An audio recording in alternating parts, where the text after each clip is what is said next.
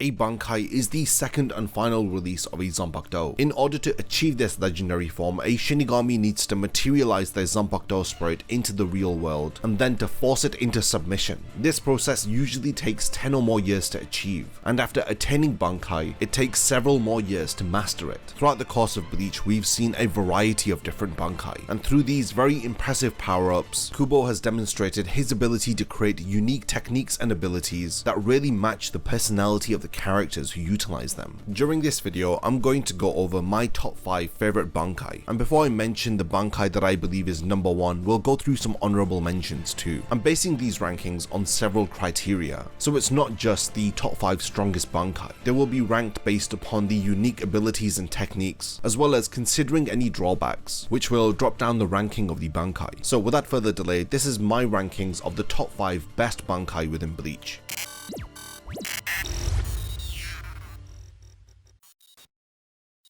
Before the video begins, only 20% of the people who actually watch my content are subscribed to the channel. If you enjoy these videos, then subscribe and stick around for more content just like this. Now let's get back to the topic of the video. A typical Bankai is 5 to 10 times stronger than a Shikai. Only select few gifted and very powerful Shinigami can utilize this final release. It is said to be the ultimate technique of any individual Zanpakuto. Even if a Shinigami has achieved their Bankai, it does not mean that this is the end to their growth. Typically, a Bankai evolves as the Shinigami becomes stronger, and it's for this reason that I haven't included certain Bankai within my top 5 list, because they've just recently been activated or the user hasn't mastered their Bankai yet. You'll see examples of these Bankai in my honorable mentions. So we're going to be looking at the entirety of the Bleach manga, so I will be talking about Bankai that were revealed within the 1000-Year Blood War arc. So let's kickstart this list with number 5, Katen Kyokotsu Karamatsu Shinju. This of course is the impressive Bankai of Shunsui Kyoraku, the newly appointed head captain of the Gotei 13. This transformation is revealed in chapter 648 when he holds his dual-bladed Shikai out with both of the blades pointing downward. This activates his Bankai as black roots spread out from his Zanpakuto, and his Zanpakuto spirit Katen Kyokotsu appears behind him. Shunsui has only used this Bankai once throughout the entirety of the series, and he was going to use it against Stark during the Fate Karakura Town arc, but he was talked out of it by Ukitake. This is because his Bankai requires him to be as far away from his allies so that they are not affected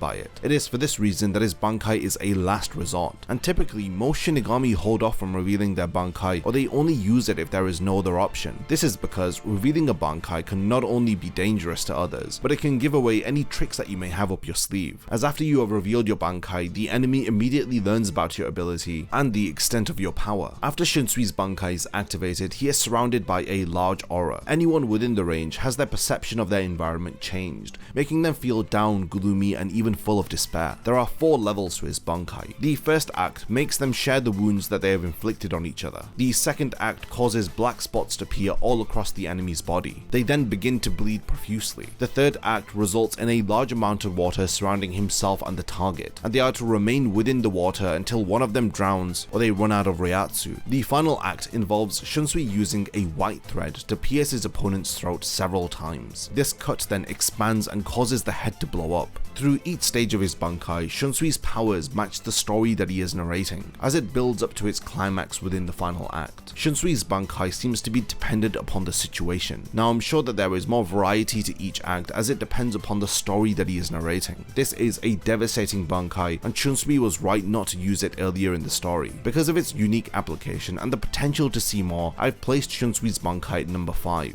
and I'm sure that this isn't going to be the last time that we see it. Now moving on to number 4, we have the unnamed Bankai from Kinpachi Zaraki Zanpakuto Nozarashi. Up until the 1000-Year Blood War arc, Kinpachi was the only captain within the Gotei 13 who didn't even know the name of his Zanpakuto and hadn't even achieved his Shikai, let alone his Bankai. But after his training with Unohana, he is finally able to utilize both releases of his Zanpakuto, and we get to see Kinpachi's Bankai in chapter 669. When Kinpachi activates his Bankai, a huge wave of energy erupts, which is strong enough to collapse all of the nearby buildings. While in this this form, Kinpachi has a considerable change of appearance, as his skin turns red, and he has several black markings on his face, as well as horns that appear out of his forehead. Kinpachi Zanpakuto also changes as it becomes a modified form of his Shikai. It is shorter with jagged edges. I've placed Kinpachi's Bankai at number 4 because of the incredible physical power and strength that he attains. Kinpachi's motto is that he can cut through anything, and thanks to this Bankai transformation, he is able to achieve this goal. He was able to drop Gerard Valkyrie to the ground with a single attack.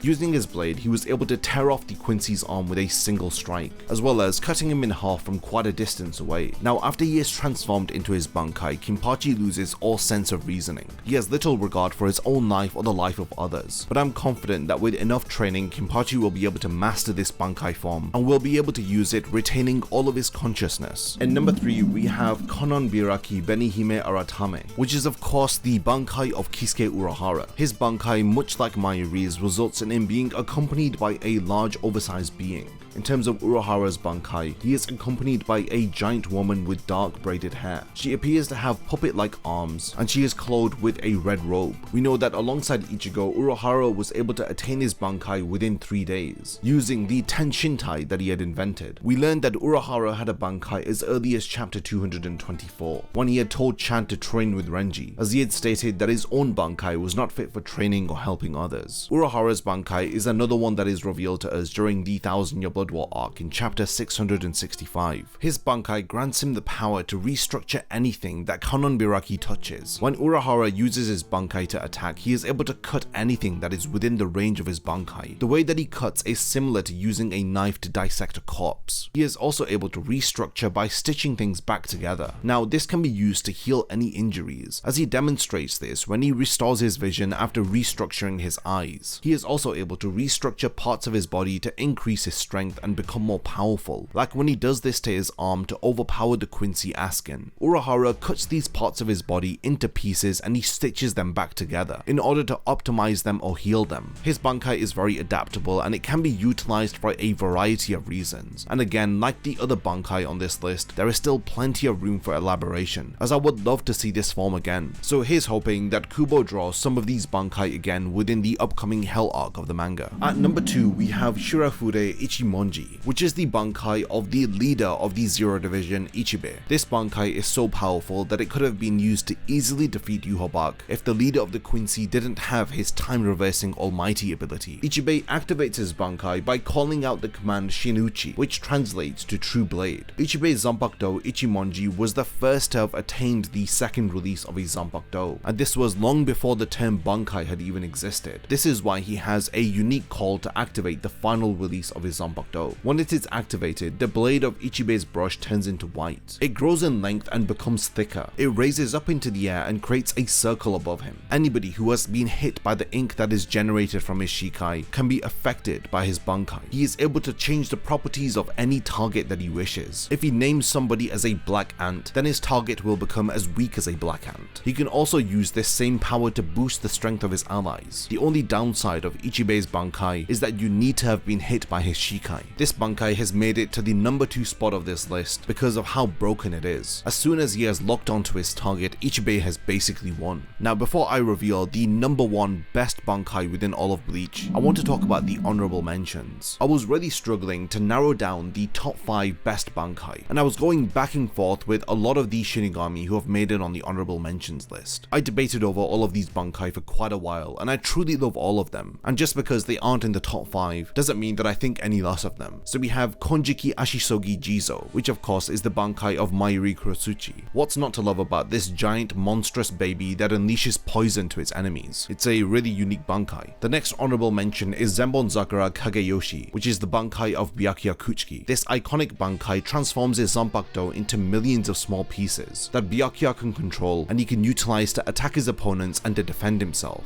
The next honorable mention, Daiguren Hyorin Maru, which of course is the Bankai of Toshiro Hitsugaya. Hitsugaya. What's not to love about the Ice Dragon and the new form that Hitsugaya activates during the 1000-year Blood War arc? It is an elemental type Bankai, and up until very recently within the story, it was thought to have been the most powerful ice type Bankai. That is until we had the reveal of Haka no Togame, which is my next Bankai honorable mention that belongs to Rukia Kuchiki. After activating it, she has a considerable change of appearance. Anybody who is within the range of her Bankai will be frozen solid and they will crumble away. Unlike a lot of the other Bankai, this one is also revealed to us during the 1000-year Blood War arc. Now my last Bankai honorable mention, which is going to be controversial, is Tensa Zangetsu, which of course is our protagonist Ichigo's Bankai. Now while we know quite a bit about his first Bankai, we are now aware that that wasn't the complete form of his Bankai. During Ichigo's final battle with Yhwach, we had seen the true form of his Bankai. Now although his abilities are not explicitly stated, it can be assumed that Ichigo has the power to alter fate itself, which to be honest is a very broken ability. The power that he has been granted gives him enough strength to even cut Yhwach, who is empowered by the Soul King, in two. So with the honorable mentions out of the way, without further delay, we have the number one top Bankai, which some of you may have already guessed. It's none other than Zanka no Tachi, the truly monstrous Bankai of the late great head captain Yamamoto. Similar to Shunsui's Bankai, Yamamoto's is also split into 4 parts that each utilize a different power, which gets more powerful with each successive stage. After he activates his Bankai, the head captain Zanpakuto transforms into an ancient and worn sword, one that appears to have been severely burnt and come straight out of the pits of hell. Upon activation, all of the flames that were produced by Ryujin Jaka are absorbed into the blade. This makes his sword even hotter than the sun, and allows him to cut and burn anything out of existence. After being activated, Zanka no Tachi removes all of the moisture in the air. The first act of the head captain's Bankai is Zanka no Tachi East. This is automatically activated upon the release of his Bankai. It concentrates all of the flames that are within the sword to the tip of the blade. This allows the head captain to burn away anything that he cuts. Even the Quincy's Blutveen ability is not strong enough to defend against this. Zanka no Tachi West is also activated automatically at release. This power can only be seen by those who the head captain chooses. This second act surrounds his body with heat, as the temperatures go up to 15 million degrees, thus making it impossible to touch him while he is using his Bankai. Because the temperatures are so high, the heat that is generated does not appear in the form of flames. Now after only having talked about the first 2 acts, you can understand why this is one of the most powerful Bankai. Zanka no Tachi South involves the head captain placing the tip of his blade into the ground, as he calls upon the corpses of all of the individuals that he has killed by the flames of his Zanpakuto. They are like his undead army. He places the heat of his sword onto their ashes, as the corpses come back to life and attack anybody who stands in the head captain's way. He uses this particular ability to revive Yhwach's fallen comrades from 1000 years ago. This gives this third act a psychological touch, as the head captain can bring back any corpse that he wishes. The final part of the head captain's Bankai is Zanka no Tachi North, which is a single concentrated attack, which uses all of the fire and heat that the head captain has generated to incinerate anything that he touches out of existence. Now despite being an incredibly powerful Bankai, the only downside is that it has a time limit. This is understandable because of the intense heat that he generates, which means that he can only use Zanka no Tachi for a very short period of time. His Bankai is so powerful that if he were to use it for a longer amount of time, then it would destroy not only his opponent, but the entirety of the Soul Society, including himself. I really love the head captain's Bankai, and out of all of the Bankai transformations that I have mentioned, it's the one that I am looking forward to seeing animated the most during the 1000-year Blood War arc anime adaptation. So I hope that you enjoyed this top 5 list of what I think are the best Bankai within all of Bleach. If you want more top 5 or top 10 list videos, then definitely leave your suggestions down below. Do you want me to do a top 5 list on the best captains or lieutenants, or do you want me to rank the best fights within the series? There's a lot that can be done, and I look forward to reading all of your comments. Do you agree with my top 5 Bankai list, or do you disagree with some of my choices? Definitely continue the discussion, and I can't wait to see you in my next Bleach video.